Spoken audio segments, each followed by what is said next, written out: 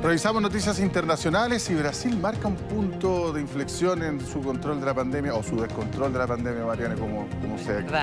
¿Qué tal? ¿Cómo estás? Buen día. Hola, muy buenos días, efectivamente. Y por eso estamos con la mirada muy fija en nuestra región primero y en Brasil, que lamentablemente se ha convertido en el país con la tasa de contagios diaria más alta del mundo. Solo la última semana representó el 13% de todos los nuevos casos de contagios a nivel global. De hecho, en las últimas 24 horas reportó 13.140 nuevos casos de COVID-19 y con ese balance la cifra de contagios ascendió a 254.220 y superó al Reino Unido en el tercer lugar de lista de países con más casos de coronavirus. En apenas unos días, en definitiva, superó a Italia y a España en el total de contagiados. Los más afectados, según los datos de la Universidad Johns Hopkins, siguen siendo Estados Unidos y Rusia, que ya ocupa el segundo lugar. El nivel de preocupación aumenta, ya que las autoridades han estimado que la tendencia es que los números de contagiados y también de víctimas fatales sigan creciendo de forma exponencial hasta julio, para cuando se espera el pic de la curva. Es decir, todavía no estamos en el pic. Estamos lejos. Muy lejos del pic. Y los expertos advierten que el escenario puede ser aún peor porque se acerca el invierno y es normal, en esta época, el inicio de las temporadas de influenza, el final de la del dengue y brotes activos de otros virus como el sarampión. Es por eso que algunos medios lo han llamado la tormenta perfecta, una combinación literalmente explosiva. Además, los tres virus provocan síntomas similares en los primeros días de la enfermedad, por lo que será muy difícil distinguir para poder tratarlos a tiempo si es coronavirus o no.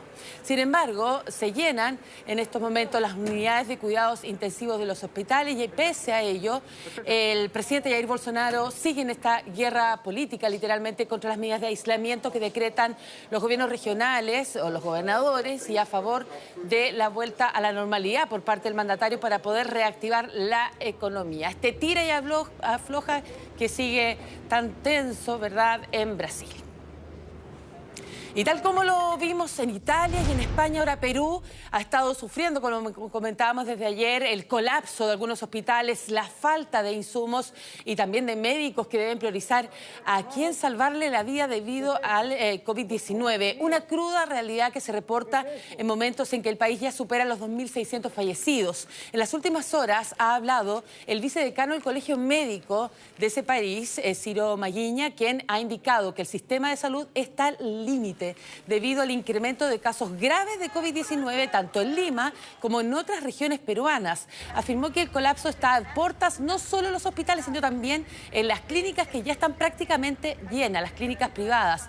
Ante esta situación hizo un llamado al gobierno, a quien le pidió que urgentemente se tiene que habilitar más camas. Asimismo advirtió que en los próximos meses se debe aplicar un cerco epidemiológico en algunos distritos de la capital, como lo hemos estado aplicando en Chile. Lo que ocurre en este país trascendió las fronteras. Por eso el primer ministro de Japón, Shinzo Abe, sostuvo en las últimas horas una larga conversación telefónica con el presidente Martín Vizcarra, a quien le ofreció insumos para combatir el coronavirus. Es decir, estamos ya viendo muestras, por lo menos, de ayuda de parte de otras naciones. ¿Qué pasa en los Estados Unidos? El presidente Donald Trump hizo anoche una advertencia al presidente de la OMS, Tedros Adhanom, a través de una carta que publicó él mismo íntegramente en su cuenta de Twitter. El mandatario norteamericano amenazó que suspenderá en forma permanente el financiamiento de Estados Unidos a la Organización Mundial de la Salud si el organismo no hace mejoras sustanciales en los próximos 30 días. Es decir, les dio un ultimátum. Recordemos que a mediados de abril ya había suspendido Trump su aporte tras acusar al organismo de ponerse del lado de China, de encubrirlo y de manejar mal la pandemia del coronavirus. Previamente, en la asamblea virtual de la OMS, el secretario de Salud norteamericano, que esto ocurrió en el día de ayer, afirmó que el fracaso de la OMS ante la pandemia ha cobrado muchas vidas, por lo tanto exigió al organismo rendir cuentas y ser mucho más transparente. Por otro lado, llamó mucho la atención la declaración realizada por Trump ante una conferencia de prensa. El mandatario aseguró que desde hace una semana y media está tomando todos los días hidroxicloroquina, ¿Por qué? Por una recomendación de su médico de cabecera. Sin embargo, la Administración de Drogas y Alimentos de los Estados Unidos desaconsejó el uso de este fármaco para tratar o prevenir la enfermedad, a menos que esté bajo supervisión médica en un hospital o como parte de un ensayo clínico. Ojo con lo que hace el presidente Donald Trump, porque eso genera que el resto de las personas lo imiten. Claro. Así como sus anuncios de inyectarse, ¿te acuerdas? Detergente. Exacto, para poder enfrentar el virus. Entonces, efectivamente, hubo muchas personas que se intoxicaron con eso.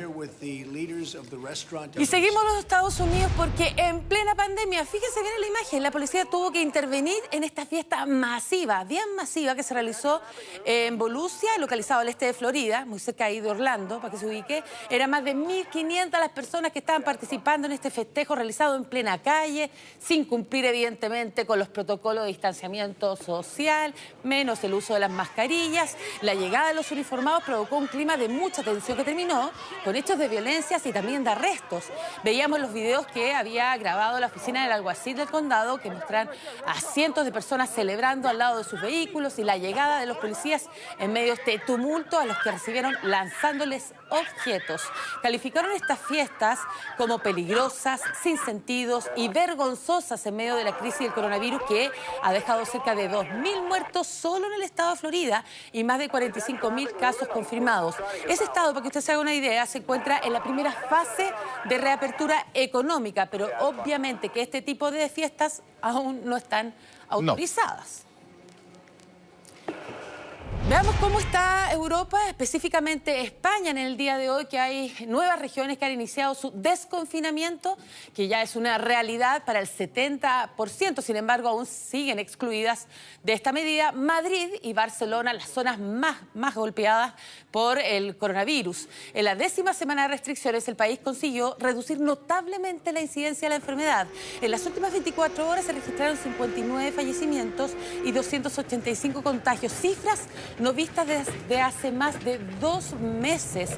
En medio de esta situación han habido muchos reclamos, sobre todo en las máximas autoridades madrileñas, que han manifestado su malestar por la decisión del gobierno central de mantener el confinamiento en la capital. Por esta razón, durante el fin de semana vimos cómo centenares de personas se manifestaban en diferentes barrios para exigir la renuncia incluso del jefe de gobierno español, Pedro Sánchez, por su gestión para enfrentar esta pandemia, y piden, en definitiva, la posibilidad de volver a salir a las calles y poder reactivarse. Mira, bueno, al otro lado, en el hemisferio, están en primavera, pero mira las playas, todavía no empieza el verano y las playas, las que estamos viendo son las playas de Grecia. Se reabrieron más de 500 playas y miren lo que pasó. Apenas se dio luz verde, fueron miles las personas que llegaron a bañarse y a tomar sol respetando el distanciamiento social. Esto es parte de la nueva normalidad en la que se intenta proteger a las personas del COVID-19 y al mismo tiempo reactivar el sector turístico tan relevante para la economía, sobre todo de ese país. En Atenas, los termómetros ya han marcado los 40 grados de temperatura y eso, como les decía, aún es primavera. Por ahora, los quitasoles que veíamos recién fueron colocados, no sé si te fijaste bien, José, a 4 metros de distancia, y las reposeras fueron desinfectadas y atadas a ellas para que no los utilicen otras personas, menos las saquen o las junten.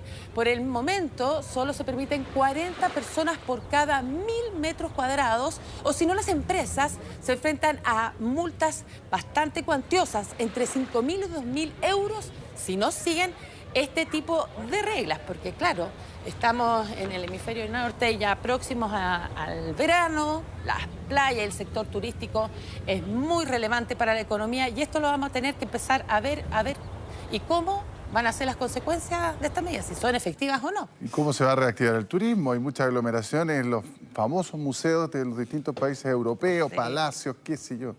Vamos a ver también si la gente se anima a ir. Así es. Mariana Schmidt, 1.000.000 de gracias. Que estén muy bien. Chao, buenos días. Bueno, volvemos con...